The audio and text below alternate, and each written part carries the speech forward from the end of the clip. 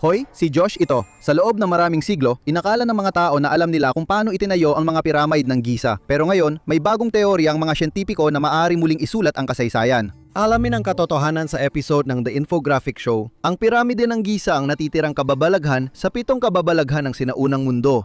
Kahit lumipas ang libu-libong taon, nananatili itong himala ng Iningiriya na ginawa ng walang modernong teknolohiya. Paano nga ba? Matagal nang akala ng mga siyentipiko na alam nila ang sagot, pero posibleng mali pala. Depende sa kausap, may iba't ibang teorya kung sino ang nagtayo ng piramide. May nagsasabing mga alipin ng Imperyong Ehipto ang gumawa, pero madalas itong ituring na maling akala. May nagsasabing bayarang manggagawa ang nagtrabaho ng matindi, at may nagtuturo rin sa mga piling arkitekto at inhinyero na nagplano ng operasyon. Malamang kombinasyon ng lahat ng nabanggit ang sagot dahil malaking grupo ang kinakailangan para simulan ito. Pero sa loob ng maraming siglo, nabighani ang mga manlalakbay at mga Egyptologists sa kanilang natuklasan sa loob. At isa sa mga pinakakapanapanabik na bahagi ay kung gaano kalalaka ang ilan sa mga bloke. Maraming bloke ang higit sa 2 tonelada ang bigat at ang pinakamalalaking granite na biga sa silid ng hari ay umaabot sa 80 tonelada. Paano nga ba naging posible na magtayo ng ganito kalaking istruktura nang walang makabagong kagamitan? Ang unang hakbang sa pag-unawa kung paano itinayo ang mga piramid ay ang pag-alam kung ano ang mga ginamit na materyales. Karaniwang gawa sa tinibag na block ng apog na may mortar ang unang mga piramid noong ika-3, ika-4 at ika-5 dinastiya, habang ang ibang estruktura sa mundo ay pinagsasama ang bato at nababaluktot na materyales. Ang granite ay para sa mahahalagang silid ng piramid. Panahong itinayo ang dakilang piramid ng Giza, maingat na binalanse ang malalaking bato gamit ang maraming gypsum at durog na bato. Hindi ito totoong pandikit, pero sapat para magdikit ang mga bato. Lumipas ang panahon at nagiba ang paraan, ngunit hindi sa inaasahang paraan. Sa gitnang kaharian, hindi nakahanga-hanga o misteryoso ang paggawa ng piramid. Kadalasan, batong apog lang ang panlabas na sapin at gawa sa putik, laryo at putik na luwad ang mga ito. Ibig sabihin nito, maaari itong buuin pa isa-isa mula sa ibaba pataas. Nang ailangan lang ito ng simpleng paggawa at dahan-dahang binuo ng mga manggagawa gamit ang mga hagdan at puli. Ang mga laryo ay kailangang sapat lang ang laki, kaya hindi magkakapareho ang malalaking bato ng dakilang piramid, mas naging kamangha-mangha pa ito. Kasama sa proseso ng paggawa ng mortar mula sa gypsum, ang pag-aalis ng tubig sa bato na nangangailangan ng maraming apoy at kahoy. Hindi kilala ang Ehipto sa mga kagubatan, kaya halos naubos ang mga ito dahil sa paggawa ng hilaw na materyales. Natuklasan ng mga siyentipiko na mas matanda pa ng ilang daang taon ang lumang kaharian, umaabot sa 2,850 BCE matapos subaybayan ang pinagmulan ng kahoy. May ilang tumutol na baka hindi tumpak ang carbon testing sa lumang kahoy. Ito pa lang ang simula ng palaisipan. Pinaniniwala ang gumamit ang mga manggagawa ng simpleng gamit tulad ng tansong pait, manual na pambutas at payak na lagare para hubugin ang malalaking bato. Malamang na inililipat ang malalaking blok gamit ang paragos sa basang buhangin para mabawasan ng alitan bago dalhin mula sa pinagkuhaan ng bato papunta sa lugar ng piramid para sa pundasyon. Sa maingat na plano, nailagay nila ito sa tamang lugar. Ang unang palatandaan kung paano ay makikita sa mga monumento. Sa libingan ng monarka o gobernador na si Jehuti-Hotep ng ika-12 dinastiya, makikita ang larawan ng 172 lalaking humihila ng malaking paragos na may dambuhalang estatwa ng paraon.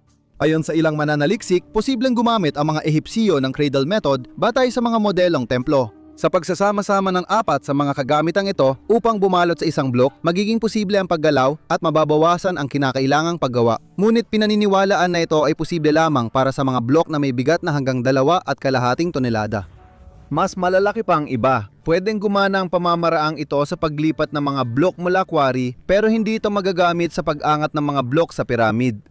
Pagkatapos may tayo ang pundasyon, mas humihirap ang bawat hakbang kaya kailangan ng mas abanteng teknolohiya. Sa matagal na panahon, ang pangunahing kyora ay ang paggamit ng mga rampa, isang simpleng sistema kung saan maaaring iakyat at ilagay ang malalaking bloke sa ibabaw ng mga naunang nailagay. Kailangan dito ng matibay na rampa, matatag na kamay at sistema ng lubid para gabay sa manggagawa. Dito rin lumalalim ang misteryo. Walang natagpuang malalaking labi ng rampa sa Giza, pero may ilang ebidensya sa mga minahan ng bato. Hindi ibig sabihin nito na hindi gumamit ng rampa ang mga Ehipsyo sa paggawa ng piramid. May ilang kakaibang teorya ang mga arkeologo kung paano ito nagawa. Naniniwala ang Egyptologist na si Mark Lehner na maaring nagtayo ng spiral na rampa sa paligid ng piramide habang ito ay tumataas at ito ang nagbigay daan para maitulak ng maayos ang mga blok sa kanilang pwesto. Gayunpaman, matatapan ang gusali at mas mahihirapan ang tamang pagdisenyo ng ekstruktura. Malinaw na kailangan ng ibang paraan. Ang mga pingga ay unang makinang nagawa, mga simpleng biga o baras na nakapatong sa isang fulcrum na nagbibigay ng malakas na puwersa sa maikling distansya. Pinaniniwala ang ginamit ang pamamaraang ito kasabay ng mga rampa para maiangat ang pinakamabibigat na block, isang teoryeng sinusuportahan pa nga ni Herodotus. Natuklasan ng mga arkeologo ang isang kagamitan tinatawag na shaduf, isang gamit sa irigasyon na nakabase sa mga pingga na nagpapakita na malinaw na bihasa na ang mga sinaunang AFCO sa teknolohiyang ito. Ayon sa mga eksperto, ginamit ang mga pinggang ito para maiangat ang pinakamataas na 3% ng materyales katumbas ng isang katlo ng taas ng piramid, kaya mabigat pa rin ang binubuhat nila at papalapit na sila sa katotohanan. Mahalaga ang paggamit ng pingga sa paggawa ng piramide. May teknik na dahan-dahang itinataas ang mga blok magkakatabi gamit ang matibay na kahoy o batong pantukod para manatili sa pwesto. Ang iba naman ay gumamit ng mas malalaking pingga upang maiangat ang napakalalaking bato sa kanilang tamang pwesto.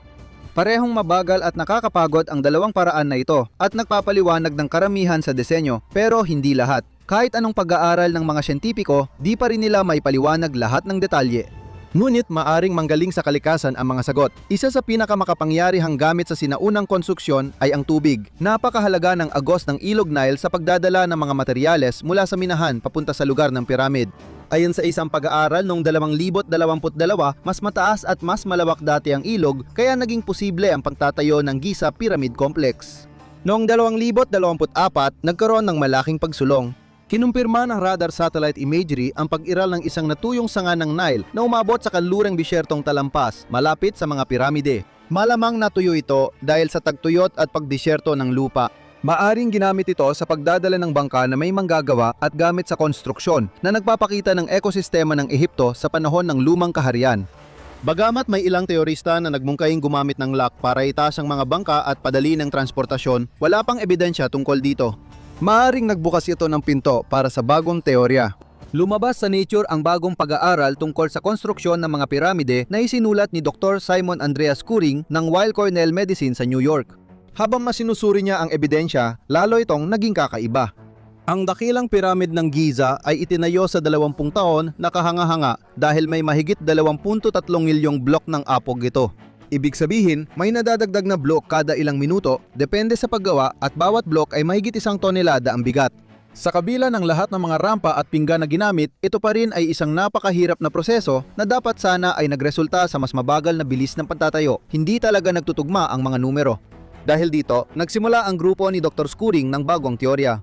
Sa huli, nagmungkahi sila ng paraan ng pagtatayo ng piramid na kinukwestiyon ng marami kung kaya ng mga sinaunang Ehipsyo, pero posible ito sa teknolohiya noon. At magagawa sana nila lahat ito mula sa loob palabas. Ang sistema ay asa sa isang komplikadong network ng mga mekanismong parang puli na pinapagana ng mga panimbang na dumudulas pababa sa sunod-sunod na rampa. Nabuo ang halos automatikong sistemang mabilis maglipat ng mga blok sa tamang pwesto dahilan ng muling pagsusuri ng mga lugar sa piramid gaya ng Grand Gallery.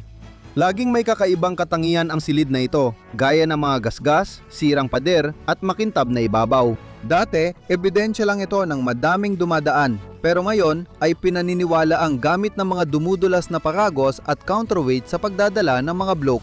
Maaring nalutas nito ang malaking misteryo ng piramid. Ayon kay Dr. Skuring, ang antechamber ay pinatibay para sa ibang layunin.